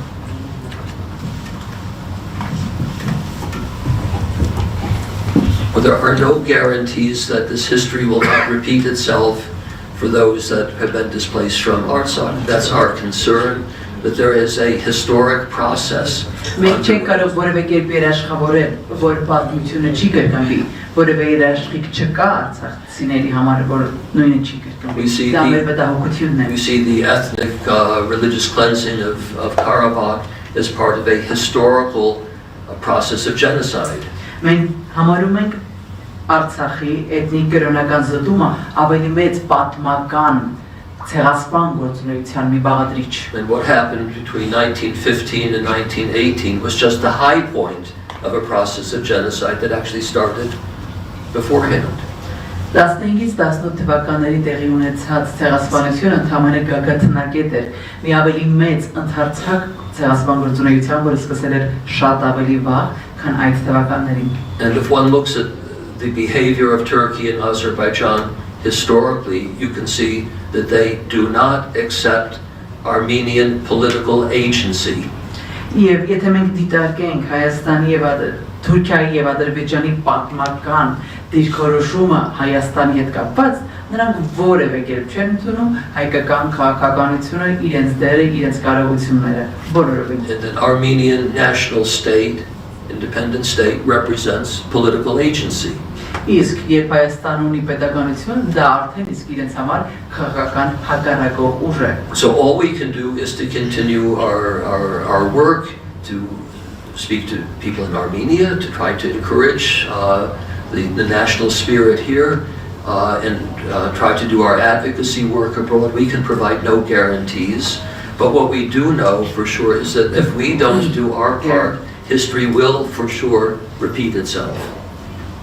Այն ամեն ինչ մենք կարող ենք անել դա շարունակել մեր աշխատանքը, խոսել այստեղ Հայաստանում հայերի հետ քաջալերելու ազգային ոգու ամուր եւ անկոտրում լինելը, անել մեր շահերի պաշտպանությունը։ Որևէ տեսակի երաշխիքներ չկան, բայց միակ երաշխիքը կա այն է, որ եթե պատմությունից դասեր չկարենք, պատմությունը կկրկնվի ինքն իրեն։ I have a remark. You said, okay, you're fighting, and so, yeah, that's true, and I like to do that because I somehow I know that I have to do that. Ես ունեմ մեկ դիտարկում, դուք ասացիք, որ դուք այո պայքարում եք եւ պայքարում։ Ես էլ եմ սիրում այդպես անել, երբ գիտեմ ինչի համար եւ երբ։ But I have one wish. Բայց ես մեկ ցանկություն ունեմ։ Help us. I mean, we are in Switzerland, Օգնեք մեզ, մենք Շվեյցարիայում ենք, դուք այստեղ եք։ Help us stand together. Օգնեք մեզ միասին կանգուն լինել։ Have one voice. Մեկ ձայն ունենալ։ Unify. Մեկ տեղել։ And then we will be able to achieve a goal. Այնուհետև կկարողանանք նպատակին հասնել։ You know, if you are split up, Եթե բաժանված լինեք, in that and you fight each other, then I see blank. But try to find yourself as brothers and sisters again, and then as a community, a strong community, and then help fight, and then it will go. It will. Փորձեք մեկ այդպեսին որպես քույր եղբայր ընդունել եւ այդպիսով ավելի ամուր համայնք կլինեք եւ կկարողանաք պայքարել։ Եվ Վերջին հարցը։ Հայ երևի։ Լավ, ուղղակի մեր շվեյցարացի ներկայացուցիչը արդեն պիտի գնա մեկ այլ հարցազրույցի։ Դրա համար գուցե թույլ տանք, որ ինքը հեռանա։ No, I just said where we go, it's just... Okay, ուրեմն խնդրում եմ ներկայացեք, որ զանման է և հարցը, իսկ հետո եւս մեկ հարց ձեր կողմից։ Եվս մեկ խնդրում եմ անմիջապես միջոցառումից հետո չլքեք, որովհետև դες խնդրելու ենք ընդհանրապես ստորագրել այն թերթիկը, որը լրացվում է, թե որ մեդիանա ներկա եղել, լավ։ Հյուզեյ Մելեն Մուշեղեն ամիսներ շարունակ եկեղեցու նկատմամբ իրականացած բռնաճնշումներից հետո հայ առաքելական Սուրբ եկեղեցին հայտարարեց, որ եպիսկոպոսած ժողովը Հայաստանից դուրս Ավստրիայում տեղի կունենա, դրան հաջորդեց իշխանությունների կողմից եկեղեցու նկատմամբ բռնաճնշումների նոր ալիքը, 6 եպիսկոպոսներ եւ 1 քահանայի մեղադրանք առաջադրվեց եւ որպես խափանման միջոց ընտրվեց չբացակայելու արգելքը, ինչպես կգնահատեք իշխանությունների այս քայլը։ Գասեք հարցում եք ուղում, տարբերություն չկա ով է։ Նախագահի։ During the last couple of months, the church has been oppressed, and the state has oppressed the Apostolic Holy Church of Armenia. And we have noticed that new oppressions have changed, have occurred over and over again, 6 archbishops and one priest as well. And the meeting for the bishops has occurred and is organized in Austria as opposed to where it was. And now we have the challenge that the bishops and archbishops cannot leave the country. So how would you express the situation? How would you comment on that? Well, you have just expressed the situation. That's the reality that we have to face. But it's really up to the church has to find its own way to deal with the fact that perhaps it might not be able to have the Episcopal conference. That's something that we cannot organize for the church. Դուք ինքներդ ներկայացրեցիք իրավիճակը, կարծում ենք, որ եկեղեցին հավանաբար պետք է ինչ-որ եղանակ գտնի, միայն իրենք իդեպ կարող են, իսկապես միգուցե չստացվի եպիսկոպոսական ժողովը կազմակերպել, բայց իրենք պետք է ինչ-որ մի լուծում կարողանան գտնել։ We can speak to the reality, which seems to be that the government is trying to make it impossible for there to be a legitimate meeting of the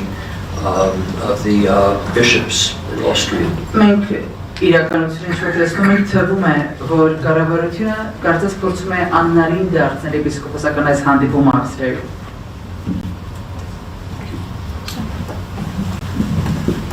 Կան հարցեր։ Ճշտո։ Ասացիք, որ Վաշինգտոնում տեղաժողովն է կրոնական ազատության, որևէ հայտարարություն սպասվում է այդտեղից ձեր ներկայացրած իրադրության հետ կապված, այսինքն ավազան եք հնչեցնում, դեռ նոյեմբերին եք ասել, որևէ հայտարարություն սպասվում է։ Մենք իրենք հայտարարություն ուղղակի Վաշինգտոն, չէ Վաշինգտոնից համաժողովն է ասացիք կրոնական ազատության։ Այդտեղից, որտեղ մենք տեսնում ենք, որ քրիստոնեական կառույցներն էլ առանձնապես ակտիվ չեն հայտարարությունների առումով, գիտենք եկեղեցիների համաշխարհային խորհրդի մի հայտարարության մասին, բայց ձեր ներկայացրած իրավիճակը եւ արձագանքը քրիստոնեական հանրության կամ եվրոպական երկրների կարծես թե համարժեք չի, որևէ հայտարարության սպասենք, թե ոչ։ You mentioned that there is the summit occurring in Washington right now, and that various international organizations, Christian organizations are there. We would like to know whether can we expect a statement, a response, a reaction from the summit. It seems that the concerns that you raised is not receiving an appropriate, proportionate response by the Christian community around the world. We know that there was one statement by the International Church Council. Yes. But others we have not noticed. Can we expect to hear anything from the Washington Summit or other organizations? Well, you have to put that question to the summit. Had nothing to do with the summit and the organization of it, so please put the question to them. However, another institution that has enormous weight and is very respectable in the international community, the World Council of Churches, has addressed this issue. And many other members of individual member churches, Swiss Council of Churches, the Danish Council of Churches, there are others that address this issue. Danish. She did mention the World Council of Churches. I misinterpreted. I said International Council of Churches. Okay, well, the World Council of Churches has already addressed the issue. Կարծում եմ, որ առաջնահերթ կարելի է այդ հարցը տալ բաժովին, ես չեմ կարող պատասխանել, այդուհանդերձ կան այլ ծանրակշիռ կառույցներ, որպեսզի են աշխարհի եկեղեցիների խորհուրդը, որը ես ճշտեցի, որ ես դուք The World Council of Churches just actually a week ago or so, published the full proceedings of the historical heritage conference in Bern. It was already referred to as the start of this onslaught against the church, and it will include, I'm sure I haven't seen it, but I'm sure it should include the speech of the Catholicos Karkin II. Այս կառույցի կողմից պատմական ժառանգության մի հայտարարությամբ հանդես եկան Բեռնում, որտեղ այս վարույթների մասին խոսվեց, եւ կարծում եմ հուսամ, որ հաջորդիվ նաեւ կաթոլիկոսի ելույթը եւս այնտեղ տեղ կգտնի։